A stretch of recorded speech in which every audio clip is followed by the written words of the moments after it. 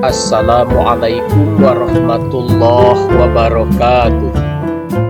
Alhamdulillahillazi hada awliya'ahu lidinil Islam wa waffaqahum li ziyarati baitihil haram wa khassahum bis-sawqi ila tilkal masair.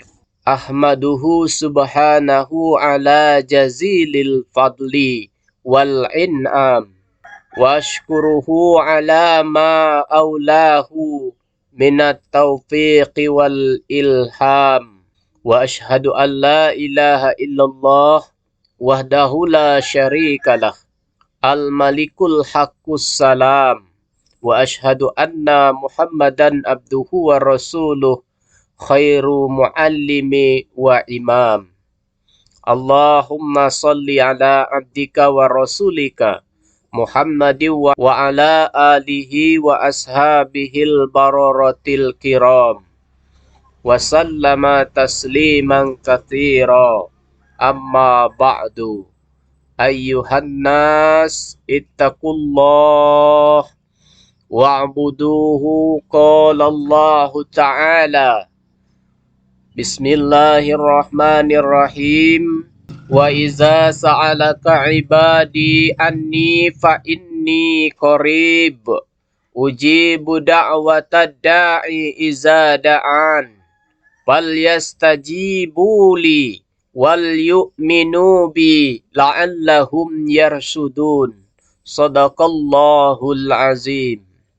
Hadirin rahimakumullah, mari bersama-sama kita memanjatkan puja dan puji syukur kita kepada Allah Subhanahu wa Ta'ala yang selalu memberikan nikmat kepada kita semua, sehingga kita bisa melaksanakan sholat Jumat berjamaah.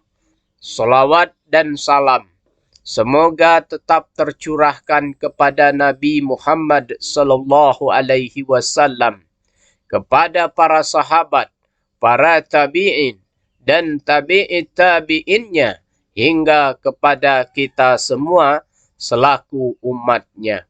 Mudah-mudahan kita semua mendapatkan hidayah untuk senantiasa mengikuti ajarannya dan kelak di akhirat mendapatkan syafaatnya. Khatib berwasiat khusus kepada diri khatib sendiri dan kepada seluruh jamaah sekalian untuk terus meningkatkan keimanan dan ketakwaan kita kepada Allah Subhanahu wa Ta'ala. Sebab hanya dua hal itu yang paling berharga bagi kita nanti saat menghadap kepadanya. Hadirin rahimakumullah, rintangan selalu ada dalam setiap perjalanan, termasuk perjalanan dalam rangka mendekatkan diri kepada Allah. Oleh sebab itu, seorang hamba atau yang menempuh jalan Allah hendaknya mengetahui apa saja rintangan yang menghalangi perjalanannya. Sebab sebagaimana diketahui bahwa Allah itu dekat dengan hambanya, seperti yang diungkapkan dalam Al-Quran. A'udzubillahi minasyaitonirrajim. Bismillahirrahmanirrahim. Wa iza sa'alaka ibadi anni fa inni qarib ujibu da'watad da'i iza da'an falyastajibu li wal yu'minu bi la'allahum yarsudun. Dan apabila hamba-hambaku bertanya kepadamu, hai Muhammad, tentang aku, maka sesungguhnya aku dekat. Aku kabulkan permohonan orang-orang yang berdoa apabila dia berdoa kepadaku. Hendaklah mereka itu memenuhi perintahku dan beriman kepadaku agar mereka memperoleh kebenaran. Quran Surah Al-Baqarah.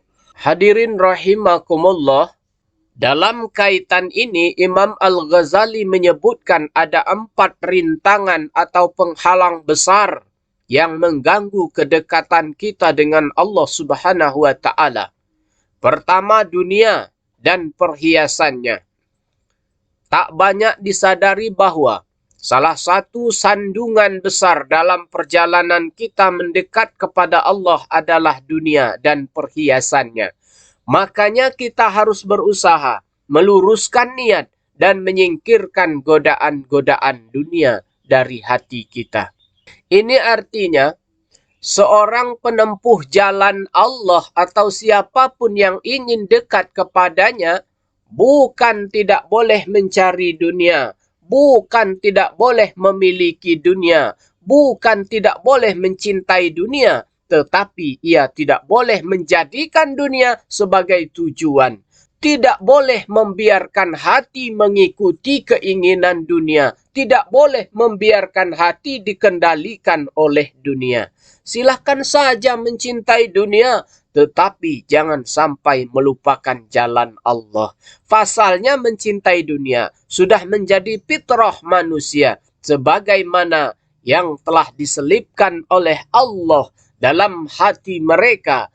Demikian seperti yang tersirat dalam Al-Quran. Bismillahirrahmanirrahim.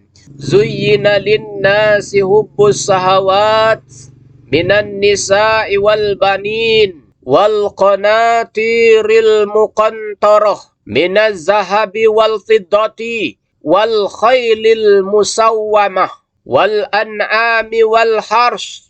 Zalika mata'ul hayatid dunya. Wallahu indahu husnul ma'ab. Dijadikan indah bagi manusia kecintaan pada aneka kesenangan yang berupa perempuan, anak-anak, harta benda yang bertimbun tak terhingga berupa emas, perak, kuda pilihan, binatang ternak, dan sawah ladang. Itulah kesenangan hidup di dunia. Dan di sisi Allah lah tempat kembali yang baik. Quran Surah Ali Imran. Dalam istilah Al-Ghazali, kita harus zuhud dan tajarrud terhadap dunia. Zuhud dan tajarrud itu memiliki dua tujuan. Agar istiqomah dalam ibadah, mencapai ketinggian nilai ibadah itu sendiri. Tingginya kualitas ibadah, orang yang zuhud telah ditunjukkan Rasulullah dalam salah satu hadisnya. 2 rakaat orang alim dan zuhud, hatinya lebih baik dan lebih dicintai Allah daripada ibadahnya orang yang tidak zuhud hingga akhir masa selama-lamanya. Hadirin rahimakumullah. Yang kedua, hal yang menghalangi kedekatan kita kepada Allah adalah makhluk.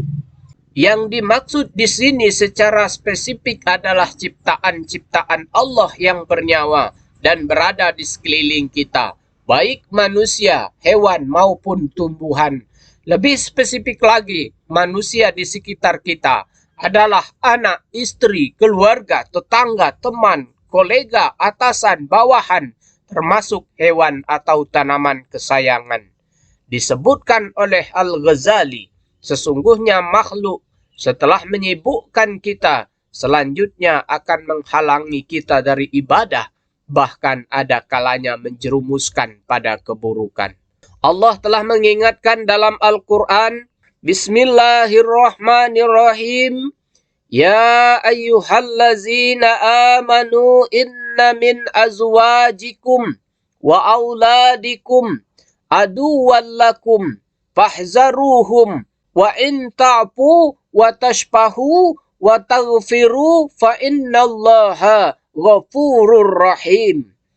Wahai orang-orang yang beriman, sesungguhnya di antara istri-istrimu dan anak-anakmu ada yang menjadi musuh bagimu, maka berhati-hatilah kamu terhadap mereka. Quran Surah At-Taghabun. Maksudnya bukan berarti seorang salik tidak boleh bergaul dengan makhluk. Tetapi jangan sampai terganggu pengaruh buruk mereka. Alih-alih dipengaruhi mereka, seorang yang ingin mendekatkan diri kepada Allah harus membawa mereka ke jalan Allah. Ingatlah, pengaruh orang yang ada di sekitar kita sangat besar. Makanya harus lebih banyak bergaul dengan para solihin, dengan guru-guru pembimbing, dan orang-orang yang berpengalaman terhubung dengan Allah. Sekiranya bergaul dengan makhluk akan membawa pengaruh buruk, maka kita hendaknya memilih uzlah atau menjauh dari mereka, atau cukup bergaul seperlunya dengan mereka, seraya yakin tujuan dirinya adalah ingin sampai kepada Allah dan harus menyingkirkan rintangan-rintangannya, termasuk rintangan makhluk.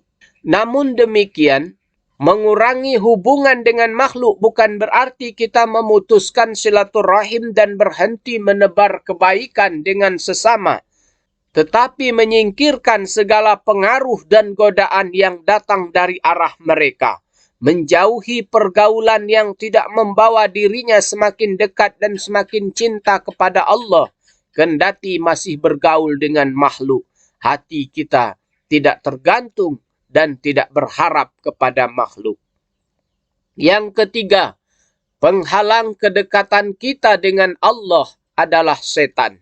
Selaku hamba yang ingin dekat dengan Allah, kita jangan pernah memberi kesempatan kepada setan untuk menggoda. Kita harus tetap memusuhi setan. Pasalnya Allah sendiri menyatakan setan itu musuh yang nyata bagi manusia dan senantiasa menyesatkan. Kendati tampak menuntun kepada kebaikan, tapi akhirnya tetap menjerumuskan. Al-Quran telah mengingatkan, bukankah aku telah berpesan kepadamu dengan sungguh-sungguh, wahai anak cucu Adam, bahwa janganlah kamu menyembah setan. Sesungguhnya setan itu musuh yang nyata bagimu. Yang perlu diwaspadai adalah tipu daya setan yang sangat halus dan lembut. Al-Ghazali mengutip pernyataan Yahya bin Mu'az Ar-Razi, "Asyaitanu farighun wa anta masghulun wa syaitanu yaraka wa anta la tarahu wa anta tansahu wa huwa la yansaka wa min nafsika lisyaitani a'aunun." Setan itu santai, sementara engkau sibuk. Setan itu melihatmu, sedangkan engkau tidak melihatnya. Engkau melupakannya, sedangkan setan tidak melupakanmu.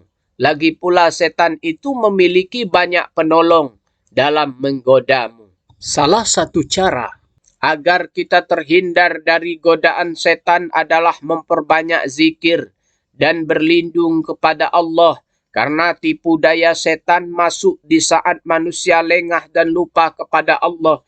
Jangan pernah mengikuti tipu daya setan dan langkah setan, sebab sekali saja mengikutinya akan terus mengikutinya. Allahumma inni a'udzubika min atba'i khutuwati syaitan. Ya Allah, aku berlindung kepadamu dari mengikuti langkah-langkah setan. Itulah saja satu doa yang dapat kita panjatkan agar terhindar dari godaan dan langkah tipu daya setan. Hadirin rahimakumullah, yang keempat, penghalang kedekatan kita dengan Allah adalah nafsu. Terutama nafsu amarah yang selalu menyuruh kepada keburukan. Demikian seperti yang disebutkan dalam Al-Quran, "Innan nafsa la'ammarah bisu'i illa ma rahima rabbi." Sesungguhnya nafsu itu selalu mendorong kepada kejahatan, kecuali nafsu yang diberi rahmat oleh Tuhanku. Quran Surah Yusuf. Dijelaskan Al-Ghazali mengapa nafsu merupakan rintangan yang paling sulit ditaklukkan, karena musuh dan penjahat yang berada dalam diri sendiri. Bahayanya kadang tidak terlihat karena berada dalam satu rumah. Terakhir, Al-Ghazali memberikan 3 cara memecahkan keinginan nafsu. Pertama, mengekang keinginan syahwat atau hal-hal yang diinginkan. Yang kedua, menahan beratnya beban ibadah. Dan ketiga, selalu memohon pertolongan kepada Allah Subhanahu wa taala. Mudah-mudahan kita semua termasuk ke dalam hamba yang dapat mengendalikan nafsu. Selalu berhati-hati dalam bergaul dengan makhluk. Selamat dari godaan setan. Dan tidak terpedaya dengan godaan dunia. Sehingga dapat mendekatkan diri dengan Allah Subhanahu wa ta'ala. Amin ya rabbal alamin. Barakallahu li wa lakum fil Qur'anil azim. Wa nafa'ani wa iyyakum bima fihi minal ayati wa zikril hakim. Wa taqabbalallahu minni wa minkum tilawatahu innahu huwas sami'ul alim.